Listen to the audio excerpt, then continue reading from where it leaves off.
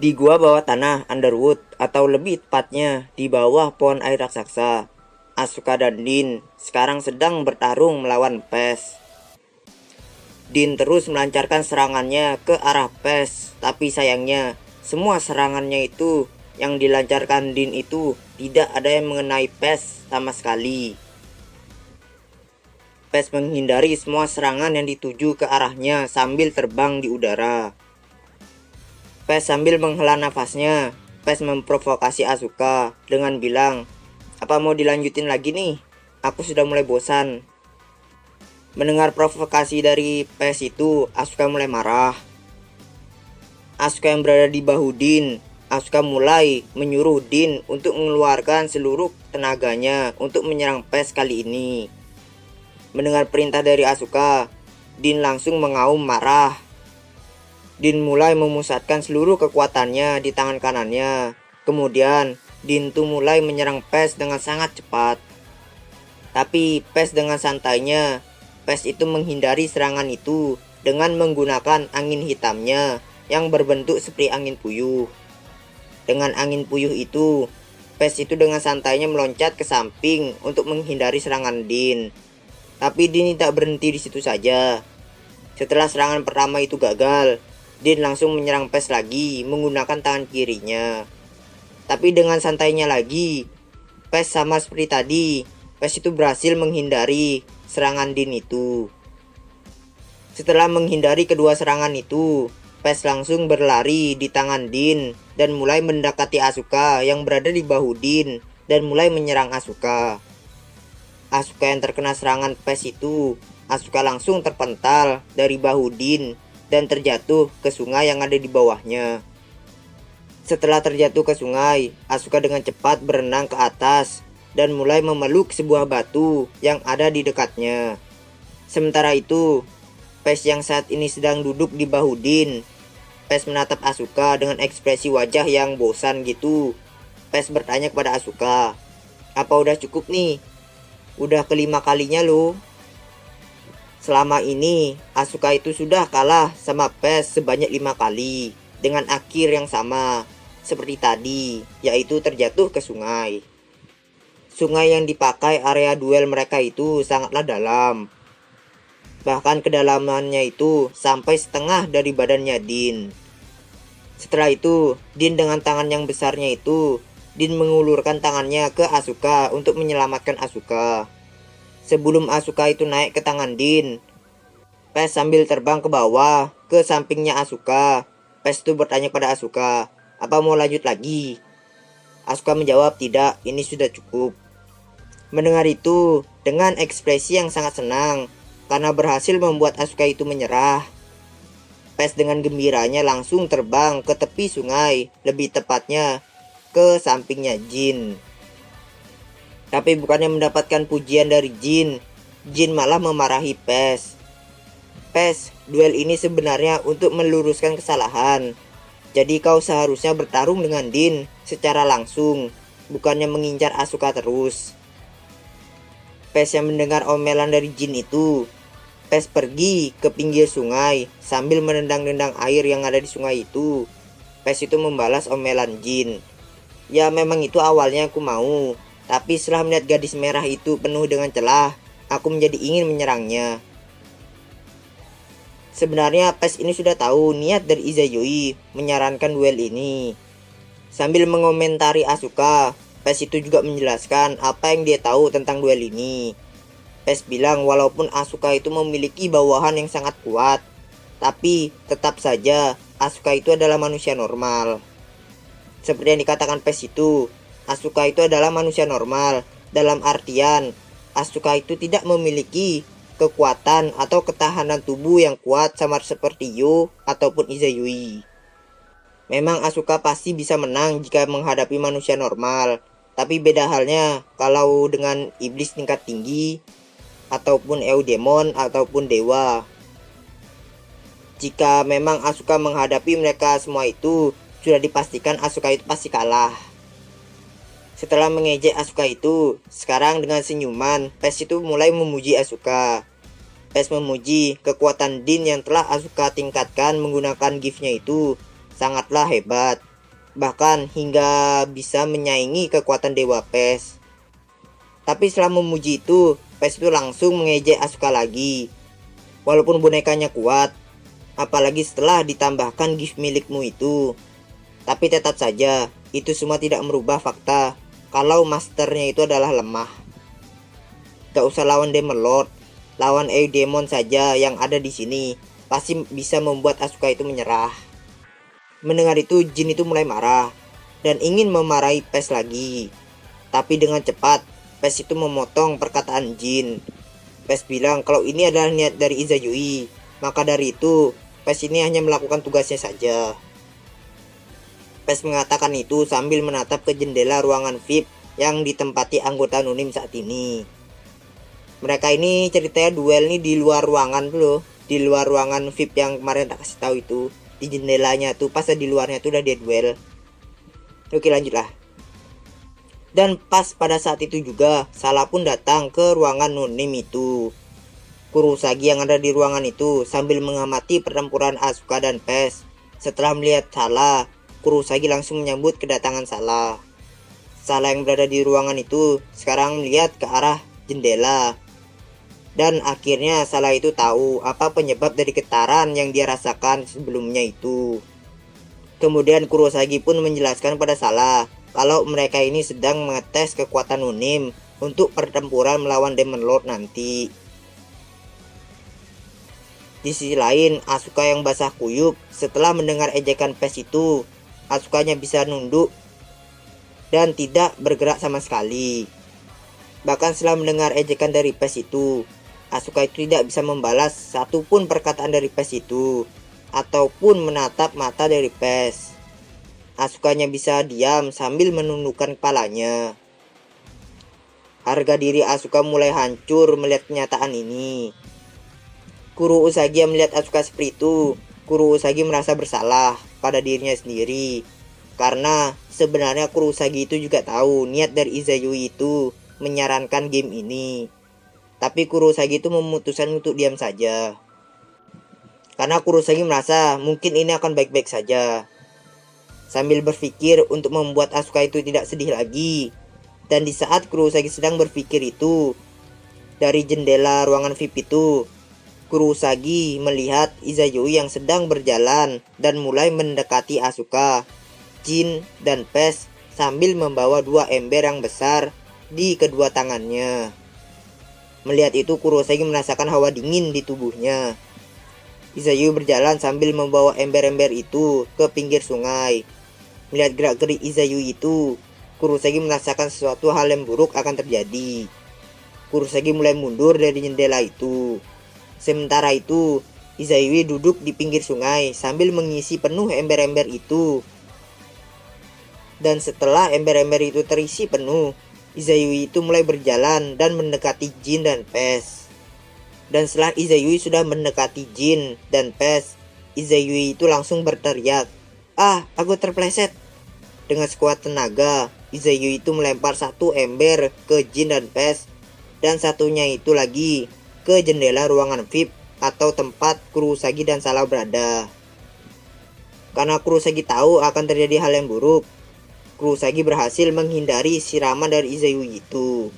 Dengan penuh rasa kemenangan, setelah menghindari siraman dari Izayui itu, Kurosagi langsung menatap ke arah Izayui dengan penuh rasa kebanggaan. Tapi di lain sisi, Salah yang gak tahu apa-apa. Salah sekarang basah kuyup karena terkena siraman yang disengaja Izayui itu. Dan ini adalah kali pertamanya bagi Salah terkena kejailan seperti ini. Di sisi lain, Jin dan PES, karena mereka dekat dengan Izayui, mereka jadi tidak bisa menghindari siraman dari Izayui itu, dan membuat mereka berdua itu basah kuyup karena terkena kejailan Izayui itu. Mereka berdua tidak menyangka kalau mereka akan disiram air setelah mereka menang di duel. PES yang disiram air tiba-tiba seperti itu. PES sangat marah pada Izayui. PES bertanya pada Izayui sambil marah-marah, "Apa maksudnya ini?" Sambil tersenyum dan mengacungkan jempolnya, Izayui itu bilang ke mereka kalau ini tidak sengaja. Tapi pada saat Izayui mengatakan itu, Izayui itu menatap Jin dan Pes itu dengan tatapan yang sangat dingin. Melihat tatapan dingin Izayui itu, tubuh Jin itu mulai menegang. Karena kalau diartikan, tatapan Izayui itu memiliki arti, kalian itu terlalu jauh bodoh. Buka mata kalian dan amati situasinya, dasar loli polkadot tidak berotak. Di bawah tekanan Izayui itu, Pes yang juga tahu arti dari tatapan Izayui itu, Pes langsung mengambek sambil memalingkan wajahnya dari Izayui. Sambil mengambil kesempatan itu, Izayui itu langsung merangkul Jin dan Pes. Izayui itu meminta maaf pada mereka dan akan membawa mereka semua yang ada di sana itu ke pemandian sebagai rasa permintaan maaf dari Izayui. Pes yang setelah mendengar itu, dari awalnya dia itu ngambek, berubah menjadi pucat gitu mukanya. Tanpa mendengar penolakan dari mereka, Izayui itu langsung menggendong Jin dan Pes yang menyebabkan mereka berdua itu tidak bisa menolak. Di sisi lain, Asuka yang sedang kebingungan dengan perubahan suasana itu. Asuka hanya bisa menatap Izayui dan yang lainnya itu sambil kebingungan. Melihat Asuka yang diam saja, Izayui itu langsung mendekati Asuka dan mengangkat Asuka juga dan membawa mereka itu keluar dari sana. Tanpa mendengar penolakan dari Asuka juga. Salah yang ada di ruangan VIP bersama Kurosagi itu, Salah sangat kebingungan dengan apa yang dia lihat. Dengan keadaan kebingungan dan basah kuyup, Salah memegang rambutnya yang basah itu sambil menunjuk ke arah Izayui sambil bertanya ke Kurosagi, "Apa itu?" Untuk sejenak Kurosagi itu diam, tidak menjawab pertanyaan Salah. Karena Kurosagi itu juga bingung mau jawab apa kepada Salah. Dan pada saat itu juga Carol pun datang ke ruangan VIP itu untuk memberitahu kepada Salah kalau pemandiannya itu sudah siap. Salah menjawab panggilan Carol dan dia akan pergi ke pemandian itu sekarang. Setelah mendengar Carol itu, Kurosagi pun langsung meminta maaf pada Salah karena perbuatan dari Izayui. Salah pun memaafkan itu, tapi Salah juga memberikan sebuah syarat untuk memaafkannya, yaitu Kurosagi itu harus menggosok punggungnya. Mendengar itu, Kurosagi pun menjadi senang. Lalu Kurosagi pun mengikuti Salah ke pemandian itu. Di aula hijau lift emerald di rumah pemandian besar yang berada di sisi barat pohon air raksasa. Sambil mengikuti Salah ke rumah pemandian besar itu, Kurosagi merasa takjub melihat keindahan dari aula yang ada di sana. Aula itu terbentuk secara alami dari dahan-dahan pohon air raksasa yang terbentuk dengan sangat indah. Di dinding-dinding yang ada di aula itu berisikan ukiran-ukiran yang sangat indah yang menambahkan kesan indah dari aula itu. Dan rumah pemandian yang akan dituju Salah dan Kurosagi itu terbentuk dari akar-akar pohon yang menonjol keluar dari tanah yang menambahkan kesan alami dari tempat itu. Kurosagi dengan penuh semangat mulai memasuki ke dalam pemandian itu. Tapi tepat setelah Kurosagi itu masuk ke pemandian itu, Kurosagi itu tiba-tiba mendengar sebuah jeritan dari bagian belakang yang disusul sama suara siraman air. Walaupun Salah dan Kurosagi itu tidak tahu apa yang terjadi, tapi mereka berdua kenal dengan suara jeritan itu. Mereka berdua mulai melepas baju mereka di ruangan ganti pakaian, dan dengan cepat mereka itu mendekati asal dari suara itu. Mereka pun mulai masuk ke pemandian, tempat asal dari suara jeritan itu. Dan setelah mereka berdua itu masuk, mereka berdua itu melihat dua bayangan dari balik uap. Dan pada saat mereka berdua itu mulai mendekatinya, mereka melihat pemandangan Asuka yang sedang memandikan Pes yang mencoba untuk menolak dimandikan. Salah dan Kurosagi sontak itu kaget setelah melihat mereka berdua itu yang ada di sana itu. Seperti tidak ada apa-apa itu di antara mereka. Kurosagi dan Salah itu bertanya-tanya dalam hati mereka itu, apa yang terjadi 10 menit yang lalu hingga mereka berdua ini bisa seperti ini. Ya seperti kalian tahu, tadi Pes itu kan sampai ngejek-ngejek Asuka itu, sampai Asuka itu diam itu nggak bisa ngapa-ngapain gitu. Kalau dipikir secara logis kan gak mungkin mereka langsung baikan gitu, langsung mau mandi-mandi bareng gitu. Kan gak mungkin kok dipikir secara logis. Yuk kita lanjut. Kurosagi mulai mendekati Asuka dan mulai bertanya kepada Asuka, kenapa Asuka bisa ada di sini bersama Pes? Asuka yang sedang menggosok badan dari Pes itu, setelah mendengar suara Kurosagi, Asuka pun akhirnya sadar kalau di sana juga ada Kurosagi. Sambil memalingkan wajahnya yang berubah menjadi memerah, Asuka menjawab kalau Izayui itu telah mengancam Asuka dan Pes. Izayui mengancam mereka berdua dengan bilang, apa kalian mau aku menelanjangi kalian dan menggosok badan kalian sampai bersih? Atau kalian akan saling membantu secara harmonis? Pilih mana? Mendengar ancaman itu dari Izayui, mau gak mau mereka berdua itu pun memilih pilihan kedua demi keselamatan mereka dalam artian berbeda. Wajah Asuka pun tambah memerah dan cemberut saat memberitahukan itu kepada Kurosagi. Setelah mendengar itu, Kurosagi pun merasa kagum sama Izayui yang bisa membuat Asuka dan Pes itu baikan menggunakan metode yang belak-belakan seperti itu. Pes yang sedang dimandikan oleh Asuka, setelah mendengar itu, Pes itu menjadi kesal karena mengingatnya. Pes yang sedang kesal, Pes itu bilang, kalau cepat atau lambat, Pes itu akan membuat Izayui itu terkena sepsis dan membiarkan Izayui itu mati mengenaskan. Asuka pun setuju dengan rencana Pes itu dan akan membantu Pes pada saat itu. Oh iya, sepsis adalah penyakit parah yang diakibatkan oleh jamur, virus, dan parasit di dalam darah, paru-paru, kulit, dan jaringan lunak lainnya. Oke, lanjut. Dan Asuka pun selesai memandikan Pes. Pada saat Asuka telah selesai memandikan Pes, Asuka pun berdiri. Dan Asuka pun akhirnya menyadari kalau Sala juga ada di sana. Oh, perwakilan sama ada di sini juga toh. Mendengar sebutan Asuka itu, Sala meminta kepada Asuka untuk memanggilnya Sala aja. Asuka pun juga bilang ke Sala kalau Sala juga bisa memanggilnya Asuka. Sambil tersenyum satu sama lain, mereka berdua pun menangkap Pes yang sedang ingin kabur dan membawanya itu ke kolam pemandian. Membiarkan Pes yang masih ngambek, Asuka, Kurosagi, dan Sala menghela nafas mereka karena nyaman. Mereka saat ini menikmati berendam di pemandian itu. Setelah menikmati pemandian itu, Sala pun mengucapkan rasa terima kasihnya kepada Asuka karena telah membantunya dalam melawan Titan waktu itu. Yang di video part 5 volume ketiga itu, yang sebelumnya Izayui dan Leticia itu datang, yang Asuka diselamatin Faceless lah. Asuka menjawab rasa terima kasih Sala itu dengan bilang kalau itu bukan apa-apa. Lagi pula, bukan Asuka yang membuat mereka itu mundur. Setelah mengatakan itu, Asuka tuh menjadi teringat pada saat itu.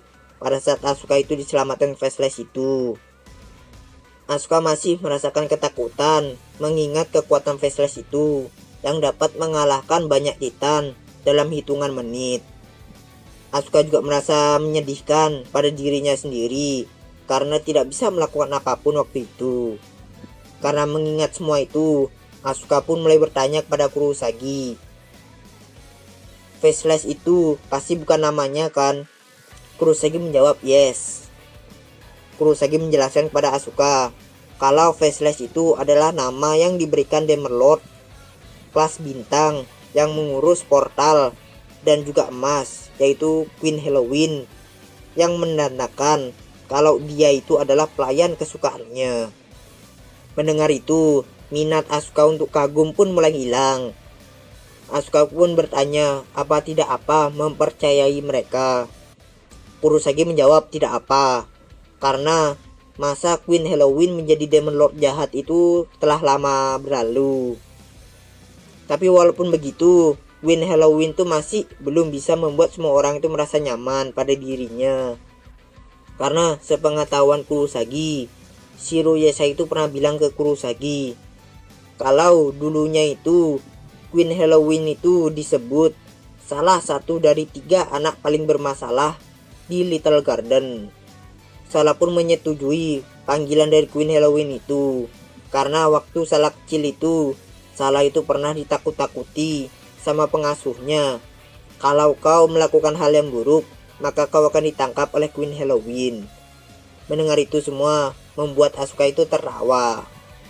Dan karena cerita itu, Queen Halloween itu ditakuti dan dihormati di kota Little Garden. Kemudian tiba-tiba Salah pun teringat dengan sesuatu.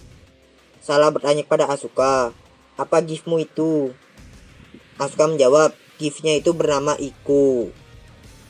Iku ini kalau dalam bahasa Jepang itu banyak artinya ya. Ya bisa dari kewenangan, perbuatan besar, dampak yang luar biasa, selanjutnya keinginan, pengaruh, dan yang lain-lainnya. Ya mungkin yang sesuatu yang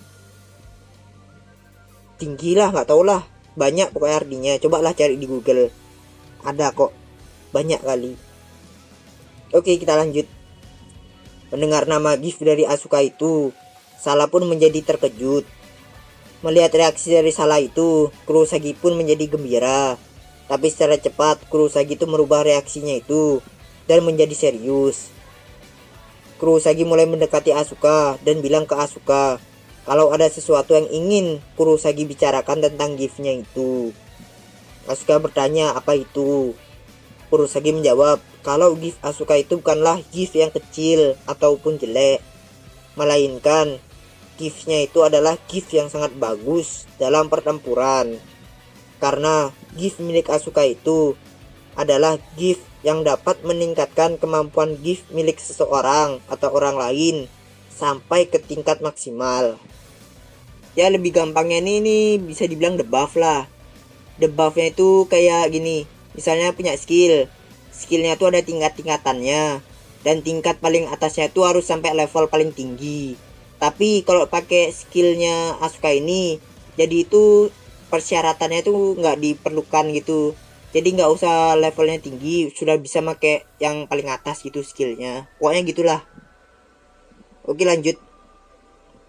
Dan gift milik Asuka itu sangatlah berguna sekali dalam melakukan perluasan sebuah komunitas.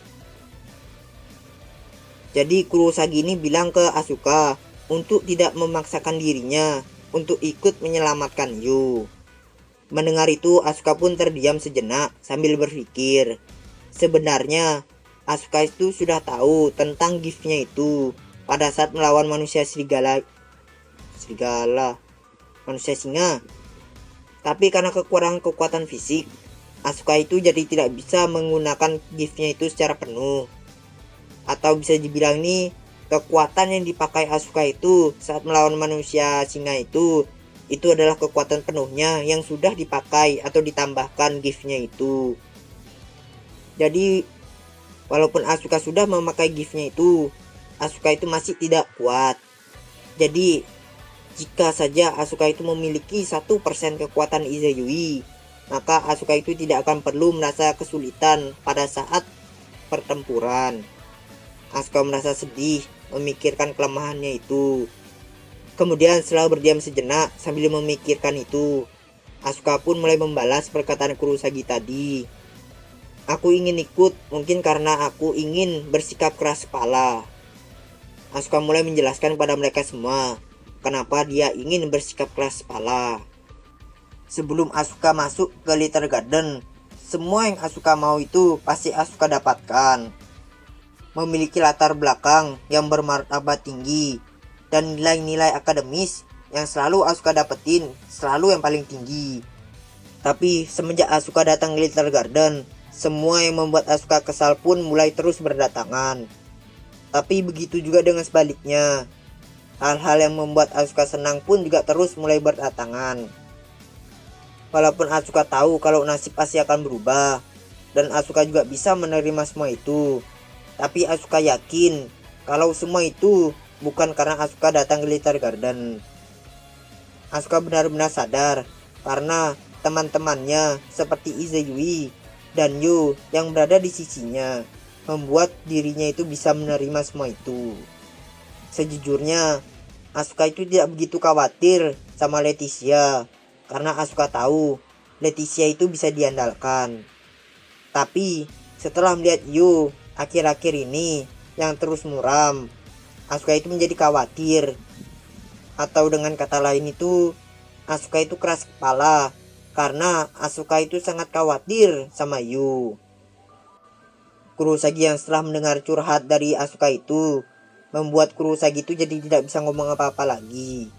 Sedangkan setelah mendengar itu, pun memegang bahu Asuka dan bertanya kepada Asuka, "Nama temanmu itu Kasukabe kan?" Asuka membalas iya. Kemudian pun bilang ke Asuka lagi, "Kalau begitu pencarian di esok hari, aku akan memprioritasi menyelamatkan temanmu itu." Mendengar itu langsung dari Asuka pun langsung terkejut. Bahkan Kurosagi pun juga ikut terkejut. Mereka tidak menyangka kalau perwakilan dari aliansi akan berkata seperti itu. Tapi sebagai gantinya, itu ingin Asuka dan Kurosagi itu menjaga Underwood dari serangan Titan. Itu meminta itu karena itu sudah mengakui kekuatan Asuka dan Kurosagi. Dan juga itu meminta seperti itu agar itu bisa dengan tenang meninggalkan Underwood tanpa bayang-bayang khawatir gitu. Setelah mendengar itu, sambil tersenyum dan menganggukkan kepalanya, Asuka menerima tanggung jawab itu yang diberikan "Oke, aku mengerti. Aku akan mempertahankan Underwood. Sebagai gantinya, aku menyerahkan Kasukabe kepadamu." Pun membalas perkataan Asuka, "Serahkan semua itu padaku." Pun juga bersumpah atas nama benderanya dan tanduknya, dia akan menyelamatkan Yu. Di sisi lain, di dinding luar kastil kuno vampir, setelah semua orang sudah diberitahu rencana Yu, sekarang semuanya ini sedang mengelilingi dinding luar kastil itu untuk mencari informasi. Mereka mulai menyebar searah jarum jam. Jalur-jalur di kastil itu terdapat banyak bangunan-bangunan yang ditinggalkan, rerumputan, dan juga bunga-bunga liar, yang membuat pencarian mereka itu terhambat. Walaupun begitu, mereka itu berhasil mendapatkan informasi yang berguna, yaitu dinding luar kastil itu dibagi menjadi 12 bagian, yang diantaranya itu ada sektor perdagangan dan juga sektor industri. Karena pembagian ini, Jack itu menjadi sangat yakin dengan teori yang Yu waktu itu bilang. Karena untuk apa para vampir itu harus membaginya menjadi 12? Kan bisa lebih, atau bisa kurang, atau bisa aja jadiin satu aja. Kenapa harus dibagi-bagi gitu? Jadinya Jack itu percaya setiap sektornya itu pasti memiliki sesuatu rahasia. Dan setelah yakin akan hal itu, Jack pun menyerahkan penjagaan anak-anak pada Yu dan Ayasha. Dan setelah menyerahkan tugas itu ke mereka berdua, Jack pun langsung terbang ke atas langit untuk melihat ke 12 bagian itu. Sedangkan Yu yang setelah mendapatkan tugas itu, Yu itu langsung melihat ke arah Ayasha yang sedang bersama anak-anak. "Oi, yang di sana, jangan memanjat terlalu tinggi. Dan yang di sana itu, kalau ingin mengangkat puing-puing yang besar itu, kau harus bertiga atau lebih." "Hah? Kau dilempar batu? Woi, siapa yang melempar batu itu?" Dan itu semualah yang Yu dengar dan lihat dari Ayasha. Ayasha sepertinya sudah terbiasa mengawasi anak-anak. Setelah melihat itu, Yu itu merasa kalau dia itu tidak dibutuhkan. Karena merasa sudah tidak dibutuhkan, sekarang Yu itu jadi penasaran dengan keadaan Garol. Yu melihat Garol dari atas. Garol saat ini sedang duduk di dekat pintu sebuah mansion kuno sambil memegang kepalanya. Mansion itu rumah besar ya. Rumah-rumah orang kaya lah zaman dulu gitu. Atau zaman Eropa gitu. Ya pokoknya gitulah. Garol memelototi ke sebuah benda yang ada di tangannya saat ini sambil gemetar. Di tangan Garol saat ini nih ada kalung Genemon Tree milik Yu. Awalnya Garol itu meminjam kalung Yu itu untuk membuat rencana untuk melawan Demerlord dengan mempelajari kekuatan Yu. Tapi setelah menerima kalung Yu di tangannya itu, seketika wajahnya itu berubah menjadi hijau dan matanya itu melotot ke giftnya milik Yu itu. Melihat itu dari kejauhan, Yu itu menjadi khawatir terhadap Garol. Di sisi lain, Garol yang sedang duduk sendirian, Garol itu tiba-tiba berteriak. Ojo-chan itu bilang, ini adalah buatan ayahnya. Garol terus melotot ke Genemontri milik Yu itu. Dari semua orang yang Garol kenal itu, Garol itu hanya tahu satu orang saja yang bisa membuat itu. Dan dia itu adalah teman dekat dari Garol. Garol merasakan ngeri yang sangat hebat saat dia itu menoleh ke atas langit. Dengan kemampuan untuk mengumpulkan informasi dari spesies lain dan membuat penggunanya itu berevolusi. Pohon filogenetik tunggal atau bahan pembuatan kalung Yu atau kalung Yu itu sendiri. Walaupun awalnya Garol itu tidak percaya saat mendengarkan nama keluarga Yu yaitu Kasukabe, tapi setelah melihat kalungnya Yu ini, Garol tidak menyangka kalau itu benar. Garol tidak menyangka kalau dia akan memberikan kalungnya ini ke anaknya. Garol menatap marah ke atas langit. Garol mulai mengingat masa lalunya bersama dengan temannya itu di masa lalunya itu. Peralatan anti Demon Lord untuk segala keadaan. Maupun seberapa kuat itu Demon Lord itu, kalau kalung itu asli, maka Yu adalah senjata yang paling Underwood inginkan. Penjelasan dari saya. Jadi, dengan kata lain, gift milik Yu ini atau Genemontri ini itu tuh bisa mengcopy gift milik makhluk hidup lainnya dan memberikannya kepada pemiliknya. Dan kenapa gift ini bisa dibilang senjata anti Demon Lord? Bahkan sekuat apapun Demon Lord itu, dia tidak akan bisa mengalahkan pengguna Genemontri ini. Yap, seperti tadi itu, Genemontri itu bisa mengcopy gift milik makhluk hidup. Ya coba aja bayangin, Yu itu berhasil mengcopy gift milik si Demon Lord yang dia lawan itu, dan juga gift para hewan-hewan atau Eudemon. Apa nggak modar itu Demon Lord? Dari perbedaan banyaknya gift gitu, ya pastinya modar. Ya walaupun aku masih belum tahu seberapa banyak yang bisa di-copy sama tuh Genemontri, karena masih belum diberitahu juga di volume ini. Ya tapi tetap saja sudah jelas kalau gift itu memang pantas disebut anti Demon Lord. Dan ya sudah jelas juga kenapa si yang mulia itu waktu itu tuh sangat ingin sekali sama Genemontri ini, sama Underwood juga ini. Kenapa dia ingin sekali sama gift ini? Ya gift anti Demon Lord gitu loh. Pasti banyak yang rebutin. Ya oke lah. Kita lanjut lagi sedikit aja nih.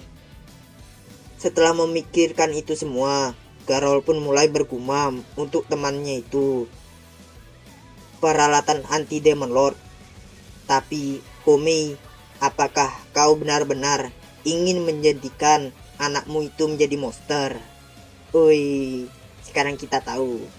Ayah dari Yu sekarang itu adalah teman lamanya dari Garol. Dan namanya itu adalah Komei.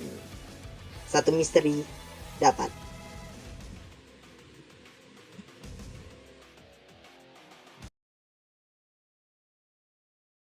Oke, terima kasih pada kalian yang telah menonton video saya dan mendengar video saya ini.